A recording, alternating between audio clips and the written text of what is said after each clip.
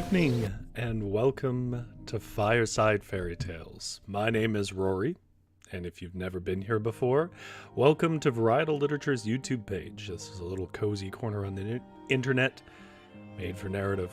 And what we do here on Tuesday nights is we read old folklore and fairy tales.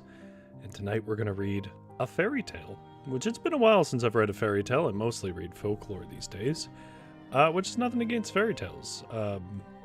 Just, frankly, they do tend to get a little more repetitive, and folklore tends to be a bit more bonkers. But this actually comes out of a folklore collection, largely. And we'll say a little more on that in a minute. With that said, if you are new here, you should know that down in the description below, there are timestamps, if you're not watching this live.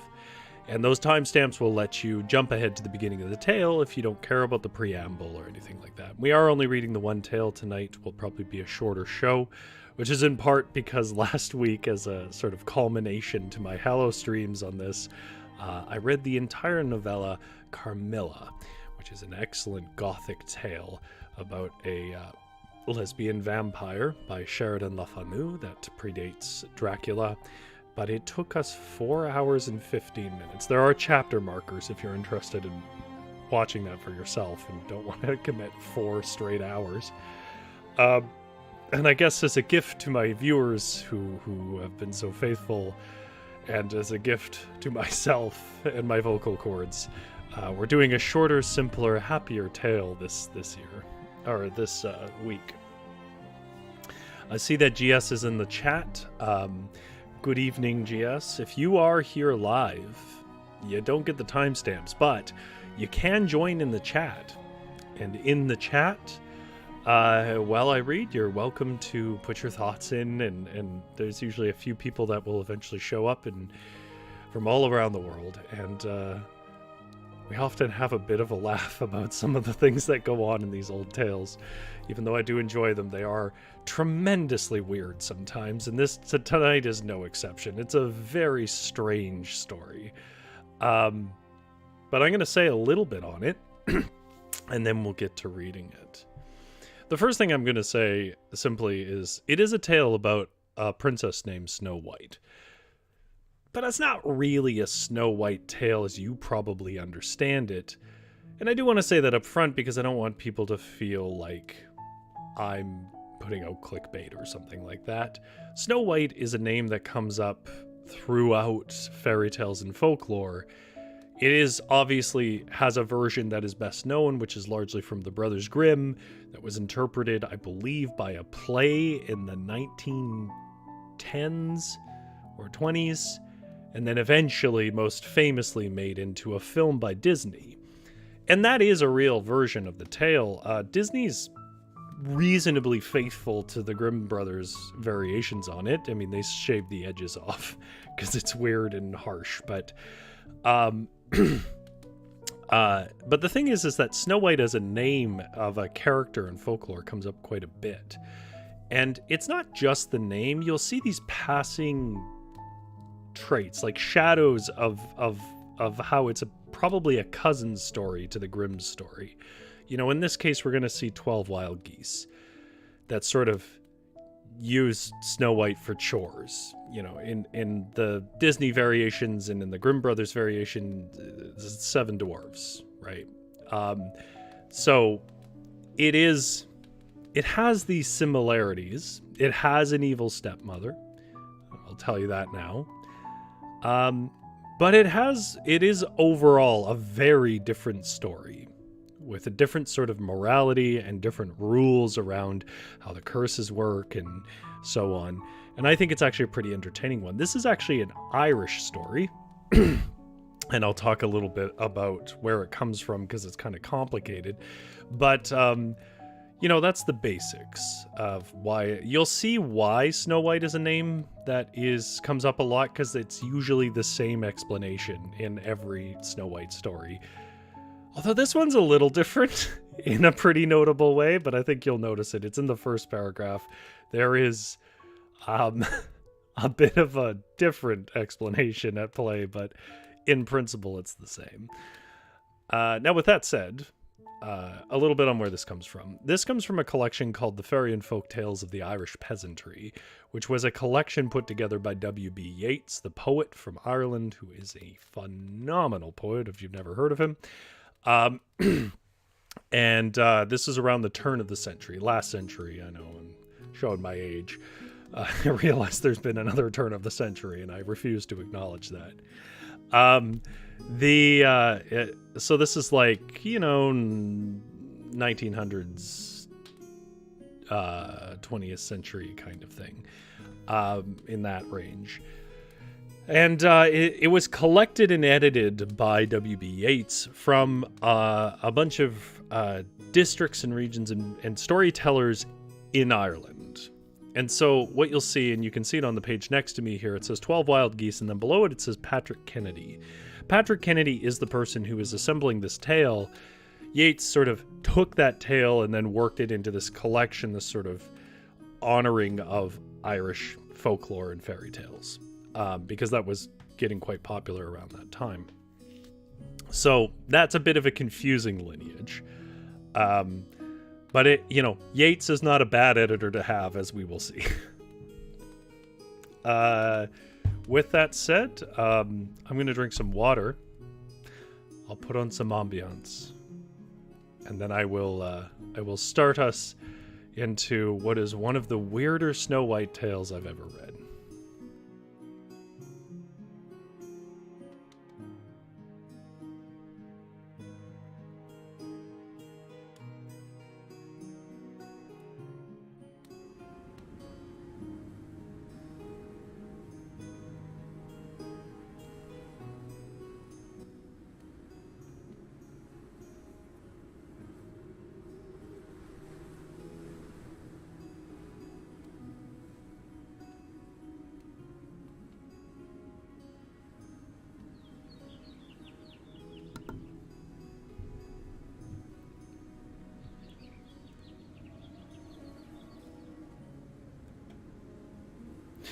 Now, this story does open up on a bit of a snowy morning. So let's get a little chilly wind in there.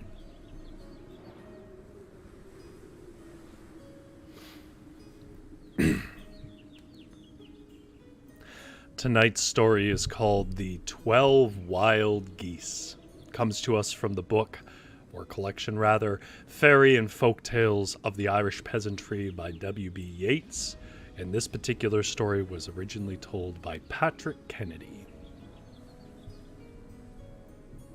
There was once a king and queen that lived very happily together, and they had not 2, not 4, 6, 8, or 10, but 12 sons, and not a single daughter. We are always wishing for what we haven't, and don't care for what we have. And so it was with the queen one day in winter, when the barn was covered with snow.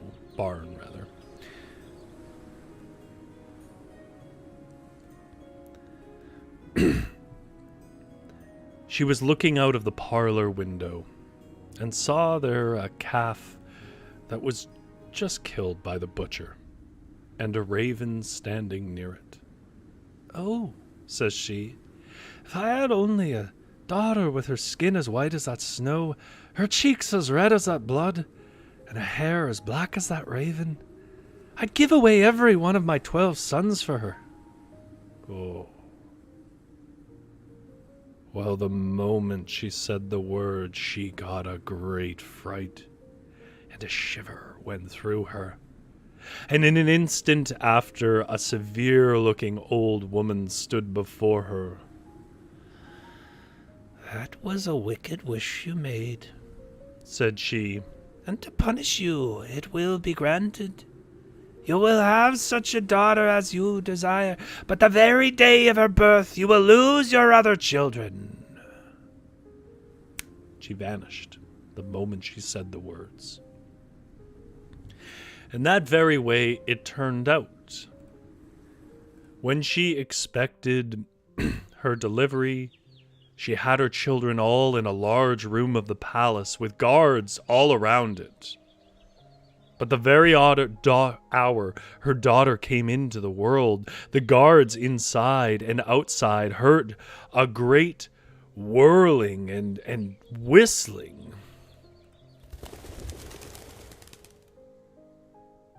And the 12 princes were seen flying after one another out through the open window and away like so many arrows over the woods.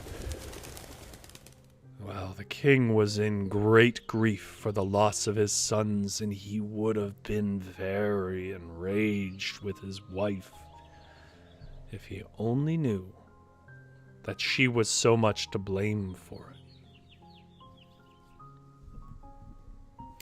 Now, everyone called the little princess who was born that day, and cost them all their sons, Snow White and Rose Red, on account of her beautiful complexion and the fact that her mom saw them slaughtering something in the snow. It's not as romantic. There's better versions of the Rose Red side of this. She was the most loving and lovable child that could be seen anywhere. When she was 12 years old, she began to be very sad and lonely, however, and to torment her mother, asking her about her brothers that she thought were dead, for none up to that time had ever told her the exact thing that happened to them. The secret was weighing very heavy on the queen's conscience, and as the little girl persevered in her questions, at last she told her, "Well, mother," said she, "it was on my account my poor brothers were changed into wild geese, and are now suffering all sorts of hardship. Before the world is a day older, I'll be off to seek them and try to restore them to their own shapes." Well, the king and queen had her well watched, for they didn't want that. But all was no use.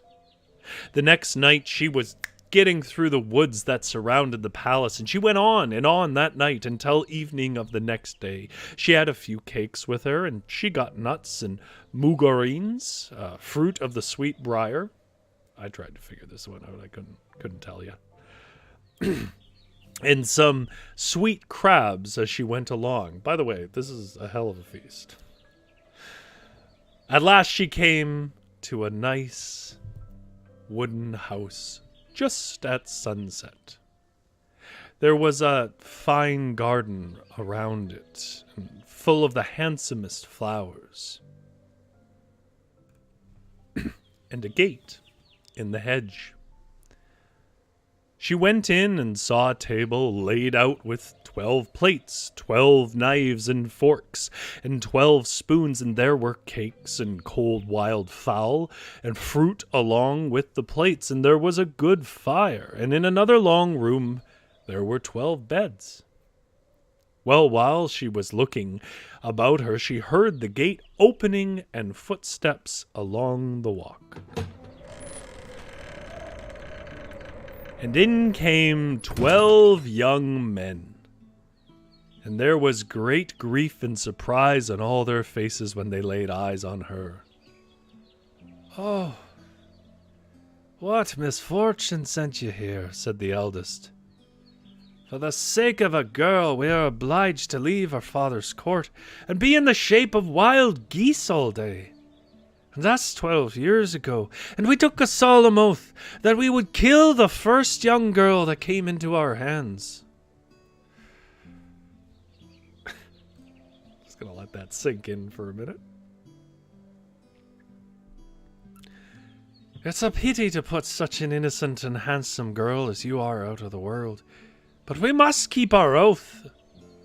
"But," said she, I'm your only sister, that you never knew anything about till this yesterday. Anything about this till yesterday. And I stole away from your mother's and father's palace last night to find you out and relieve you if I can." Well, every one of them clasped his hands and looked down to the floor, and you could hear a pin fall, till the eldest cried out, A curse light on your oath! What shall we do? I'll tell you that, said an old woman who appeared in an instant among them. This is the wonderful, perfect trope that I wish I could still get away with in modern writing. Do I need to explain something? Old woman appears. Break your wicked oath, which no one should keep. If you attempted to lay an uncivil finger on her, I'd change you into 12 bullion buoys. Or stalks of ragweed. I'm sure it's not pronounced like that. But I wish well to you as well as to her. She appointed you to be your deliverer in this way. She must spin and knit 12 shirts for you out of bog down, to be gathered by her own hands on the moor just outside of the wood. It will take her 5 years to do it, and if she once speaks or laughs or cries the whole time, you will have to remain wild geese by day till you're called out of this world. So take care of your sister, it is worth your while. The fairy then vanished, and it was only a strife with the brothers to see who would be the first to kiss and hug their sister. So, for 3 long years,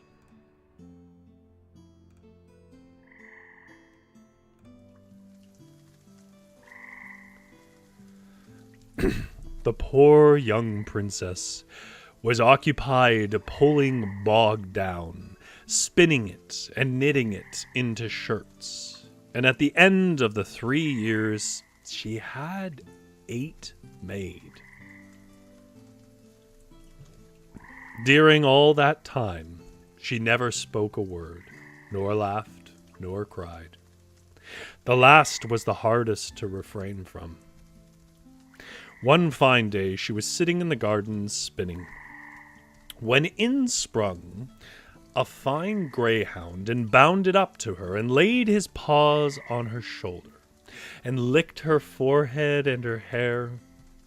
The next minute, it was followed by a beautiful young princess who rode up to the little gate in the garden, took off his hat and asked for leave to come in. She gave him a little nod, and in he walked.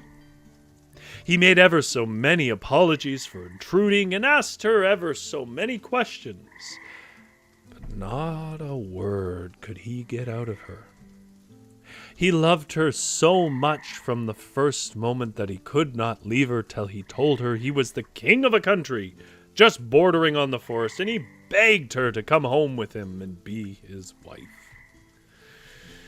She couldn't help loving him as much as he did her, and though she shook her head very often and was very sorry to leave her brothers, at last she nodded her head, put her hand in his.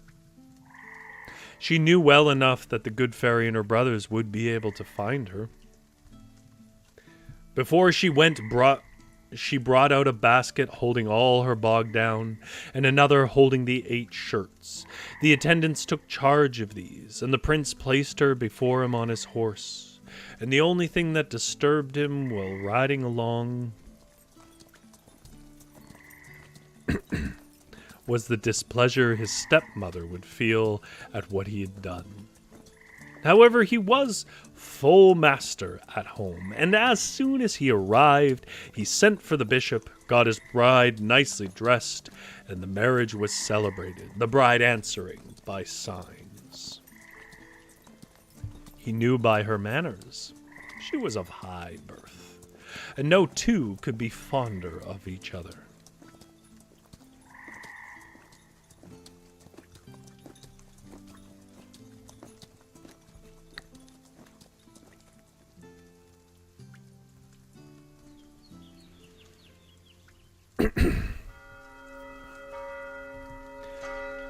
Well, after that wedding, the wicked stepmother did all she could to make mischief, and saying she was sure she was only a woodman's daughter. Oh, scandalous. But nothing could disturb the young king's opinion of his wife. In good time, the young queen was delivered of a beautiful boy, and the king was so glad he hardly knew what to do for joy. And all the grandeur of the christening and the happiness of the parents tormented the bad woman more than I can tell you.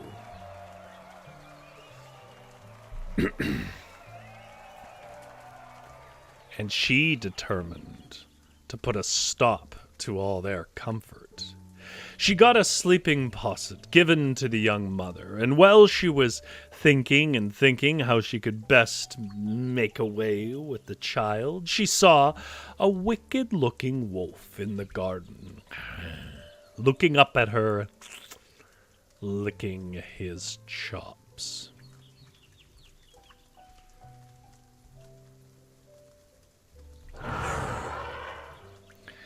She lost no time, snatched the child from the arms of the sleeping, and if you don't know what a posset is, basically drugged woman, and pitched it out the window.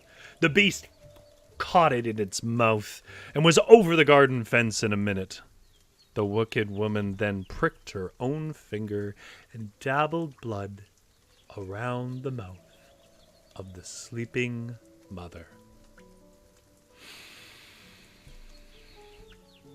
Well, the young king was just then coming into the big barn from hunting, and as soon as he entered the house, she beckoned to him, shed a few crocodile tears, began to cry and wring her hands, and hurried him along the passage to the bedchamber.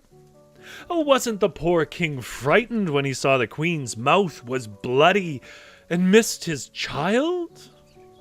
It would take 2 hours to tell the devilment of the old queen, the confusion and fright and grief of the young king and queen, the bad opinion he began to feel of his wife, and the struggle she had to keep down her bitter sorrow and not give way to it by speaking or lamenting. The young king would not allow anyone to be called, ordered his stepmother to give out that the child fell from the mother's arms at the window and that a wild beast ran off with it. The wicked woman pretended to do so, but she told, in an underhanded way, to everybody she spoke to what the king and herself saw in that bedchamber. The young queen was the most unhappy woman in the 3 kingdoms for a long time.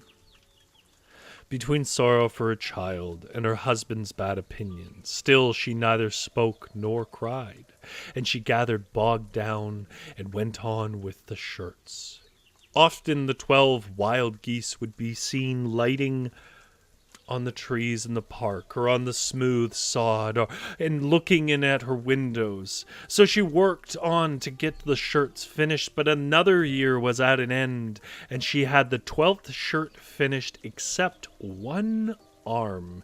And when she was obliged to take to her bed, a beautiful girl was born. Take to her bed means give birth. Now, the king was on his guard, and he would not let the mother and child be left alone for a minute. But the wicked woman bribed some of the attendants, set others asleep, gave the sleepy posset to the queen, and had a person watching to snatch the child away and kill it. But what should she see but the same wolf in the garden looking up and licking its chops again? So out went the child, and away with it flew the wolf. And she smeared the sleeping mother's mouth and face with blood, then roared and bawled, cried out to the king and to everybody she met, and the room was filled.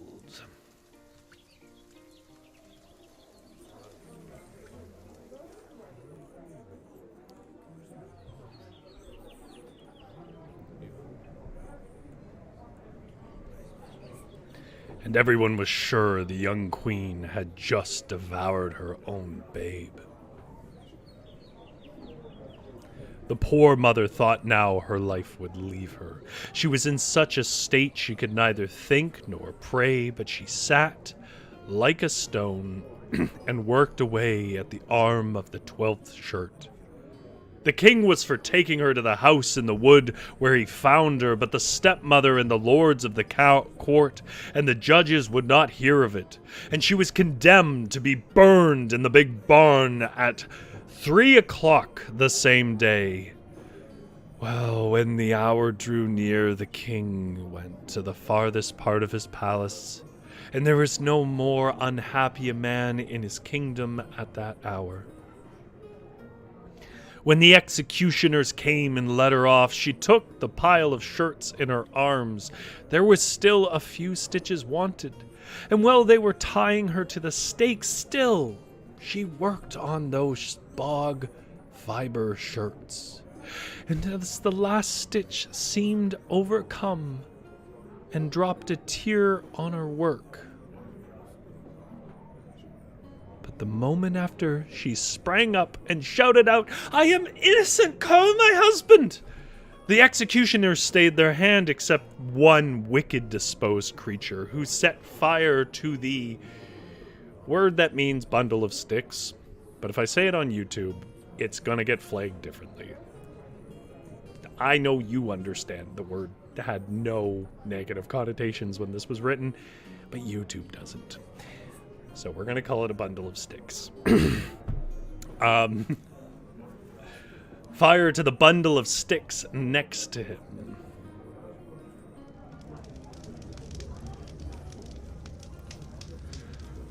And while all were struck and amazed, there was a rushing of wings, and in a moment the 12 wild geese, well,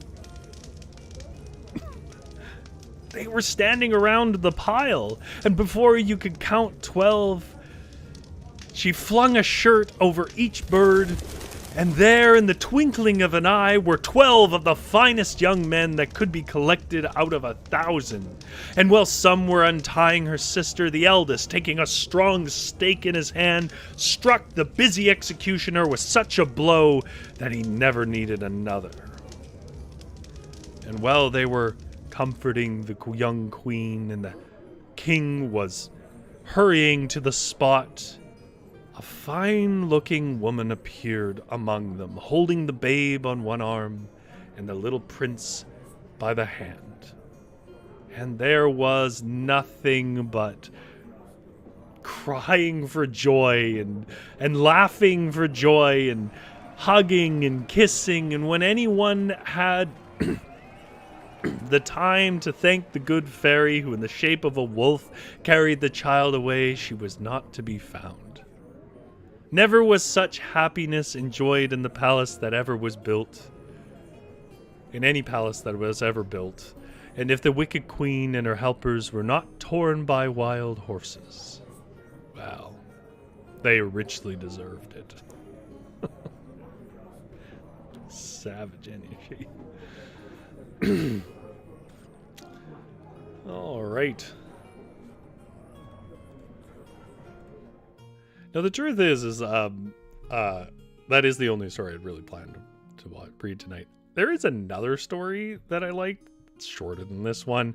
The problem is, it's all written in a heavy, rural, archaic Irish accent, and I don't think anyone wants to hear me do that again. Anyways.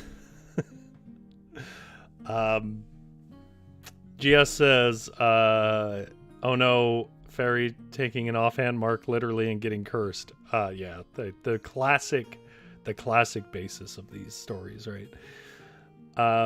GS said, also said, "That's a tough course. Can't speak or laugh. Curse, rather." Oh, Janera's here. Hello, Janera. Finally got to go on break. Hello, everyone. I assume that means you're working. I can only apologize for the requirements of adult life. You deserve endless naps and many stories. GS says, "Now that's a fairy tale." Yes, this is just a classic cozy fairy tale. I liked it. It has a little bit of brutality to it. But it is, I don't know, it charmed me. It's a little Irish tale. Traditionally, the week after Halloween is one of the worst performing days on YouTube. So I just picked the a core happy cozy story for those of you who wanted to tune in. Obviously, we're going to be turning towards more wintry tales as I can find them. GS says, oh, you have no problem with that Irish accent. I would say there's probably some problems with the Irish accent. Gennaro says, endless nap sounds heavenly. Indeed. Speaking of Snow White.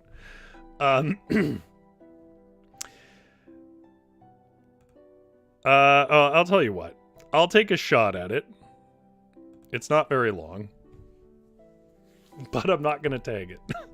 So it'll be a secret hidden track.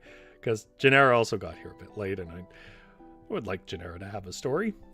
Also, I'm quite early on my stream. So why don't we listen to Rory stumble his way through some text that is written in harsh Irish dialect. It is a very silly story. It barely has a point. I can only apologize, but it is also goose themed, which is why I was bringing it up. Here we go. Hidden second track. I need some water.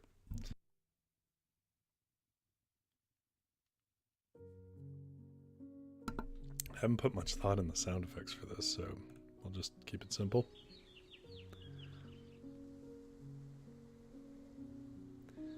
Oh, that's brilliant. Gennaro said, speaking of winter, decided my first attempt at a solo game will be escaping a family Christmas party. I love it. That sounds exactly like what I might do. You could have it like you drink to try and cope with it. But if you drink too much, you can't make it out the door. You don't have to take advice from me. Okay, the secret hidden extra story is King O'Toole and his goose, and I apologize to the entire nation of Ireland and all its ancestry and wonderful culture. By gore, I thought all the world of far and near heard o' King O'Toole. Well, well, but the darkness of mankind is untellable. Well, sir, you must know, as you didn't hear it afore, that there was a king, King O'Toole, who was a fine old king in the old ancient times long ago. It was him that owned the churches in the early days. The king, you see, was the right sort. He was the rail boy, and loved sport as he loved life, and hunting in particular. And from the rising of the sun up he got, and away he went over the mountains beyond after the deer, and the fine times them were. Well, it was almighty good, as long as the king had his health, but you see, in course of time the king grew old. By reason he was stiff in his limbs, and he got stricken in years, and his heart failed him, and he was lost entirely for want of a diversion, because he couldn't go a-hunting no longer, and by dad the poor king was obliged at last to get a goose to divert him. And you may laugh if you like, but it's truth I'm telling you. And the way the goose diverted him was this way. You see, the goose used for to swim across a lake and go diving for trout and catch the fish on a Friday for the king and flew every other day around about the lake, diverting the poor king. All went on mighty well until by dad the goose got stricken in years like her master and couldn't divert him no longer, and then it was the poor king who was lost complete.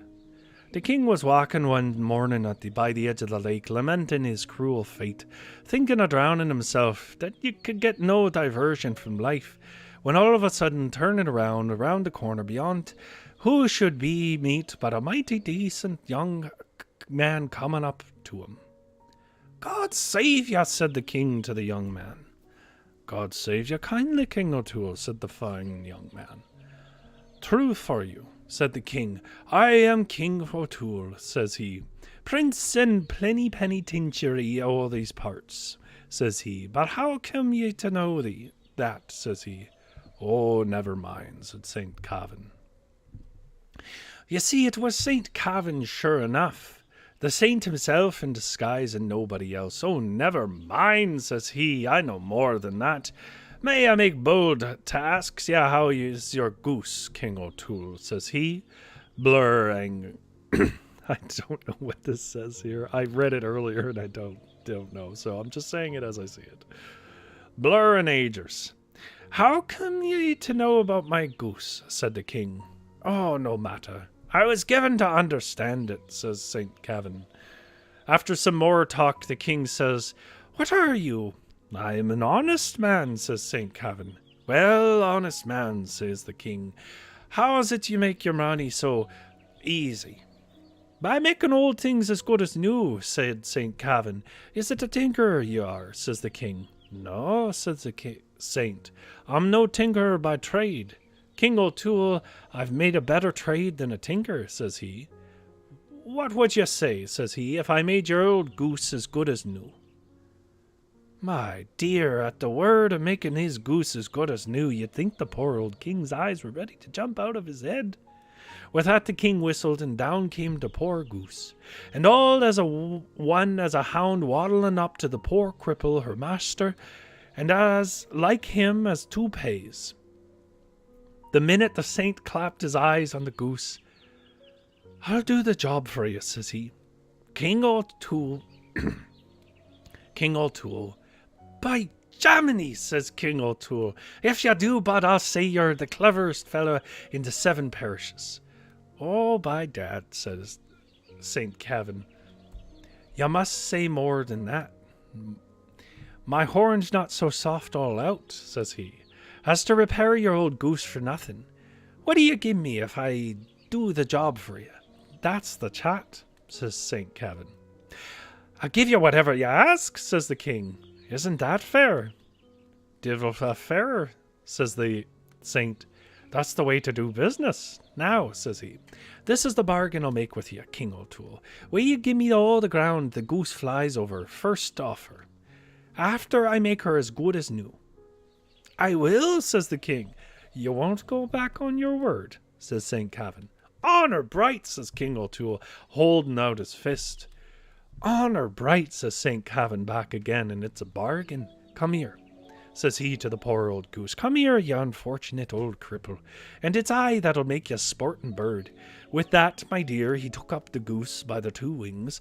Chris o' my crass on you, says he, and he's marking her to grace with the blessed sign at the same minute and throwing her up in the air. Phew, says he, just giving her a blast to help her, and with that, my jewel, she took to her heels and flying like one of the old eagles himself, and cutting as many capers as a swallow before a shower of rain. Well, my dear, it was a beautiful sight to see the king standing with his mouth open, looking at his poor old goose flying as light as a lark and better nor ever she was. And when she was lit as his foot, patted her on the head and said, More vorneen, says he, but you are the darling of the world. And what do you say to me, said St. Kavin, for making her the like? By gor, says the king, I say nothing but's the art man, barring the bees. And do you say no more nor that, says St. Kavin. And that I am beholden to you, says the king. But will you give me all the ground the goose flew over, says St. Kavin. I will, says King O'Toole. And you're welcome to it, says he. Though it's the last acre I have to give. But you'll keep your word true, says the saint. As true as the sun, says the king. It's well for you, King O'Toole, that you said that word, says he. For if you didn't say that word, the devil received a bit of your goose, I'd ever fly again. When the king was as good as his word, St. Kavin was pleased with him. And thin it was that he made himself known to the king. And says he, King O'Toole, you're a decent man, for I only came here to try you. You don't know me, says he, because I'm disguised. Musha thin, says the king. Who are you? I'm St. Kavin, said the saint, blessing himself. Oh, Queen of Heaven, says the king, making the sign of the cross between his eyes. and fallen down on his knees before the saint. "Is it the great Saint Kavin," says he, "that I've been discoursing with all this time without knowing it," says he. "All as one as if you were a lump of a gooseun." Well, we all know what we signed up for. "And so you're a saint," says the king. "I am, says Saint Kavin. "By gor, I thought I was only talking to a decent boy," says the king. "Well, you know the differ now," says the saint. "I'm Saint Kavin," says he, "the greatest of all the saints, and so the king had his goose as good as new to divert him as long as he lived, and the saint supported him after he came into his property, as I told you, until the day of his death. And that was soon after. For the poor goose thought he was catching a trout one Friday, but my jewel, it was a mistake he made, and instead of a trout, it was a thieving horse eel. And by gor, instead of the goose killing a trout for the king's supper, by dad, the eel killed the king's goose. But small blame to him. But he didn't eat her, because he darn't ain't what St. Kevin laid his blessed hands on." You can see why I don't really want to time tag this. There you go. I think what I enjoy about it, for reference, I want to say, for reference, I believe that this is a sort of transcription. I don't know the saint either, Genera. Partially because I wasn't raised Catholic, but I don't know. I suppose I could Google it. I think it's St. Kevin. But I do wonder if one of the things that they're doing here is trying to capture this rolling rhythm that a lot of Irish storytellers have. It's a whole style, and it doesn't really work too well in English. But it's a kind of rhythmic telling. It's very cool to listen to. You can find some videos of it on YouTube. I think that's why it's very sort of stream of conscience sounding. Because it's borderline a song. Anyways, you should listen to actual Irish people do it. Jess says, "You're a natural. What are you talking about?" I've heard Irish accents. I am no natural.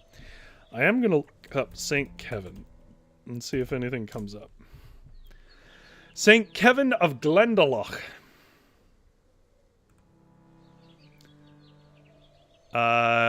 Is an Irish saint known as the founder and first abbot of Glendalough, Count Wicklow, Ireland. His feast day is the 3rd of June. His life is not well documented.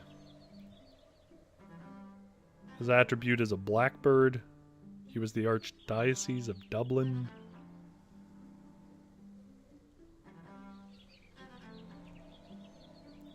Doesn't really say what he's a saint of, but maybe he's just a saint of Ireland. Well, thank you, GS. I'm glad you enjoyed it. Hopefully this video is never seen in Ireland.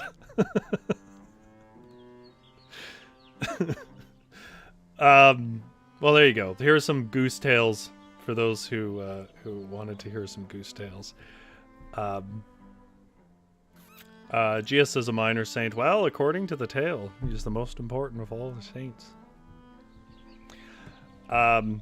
Which is a wild thing to say, because I'm pretty sure Mother Mary is supposed to be the most important of all the saints. But I'm not Catholic. Feel free to let me know in the comments if that is the case. But I get the impression that Mother Mary is the big one. Or does she even count as a saint? Is she something else? GS says, "I'm sure the Irish would get a good laugh." I don't know. I think they're probably sick of hearing North Americans butcher their accent. I don't know. I won't tell you what to think. If you enjoyed it, I'm glad you did. Well, thank you so much, Genera. I do recommend going back and listening to A Happy Little Fairy Tale if you get time later. We're going to barrel on into hopefully about a month and a half of wintry tales, Christmassy tales, solstice-y tales, as I am able to find them. Genera says, "Well, when a guy heals your goose, you don't want to insult him." What a great quote to be taken out of context. But you are correct, of course. Well, thank you, anybody who joined me, whether you're lurking in the background. I hope you enjoyed the story. And of course, as we get into these cold and dark months, I will keep your days as light as I can and as warm as I can by keeping the fire going. Have yourself a lovely sleep by my fire in my cold and distant cabin.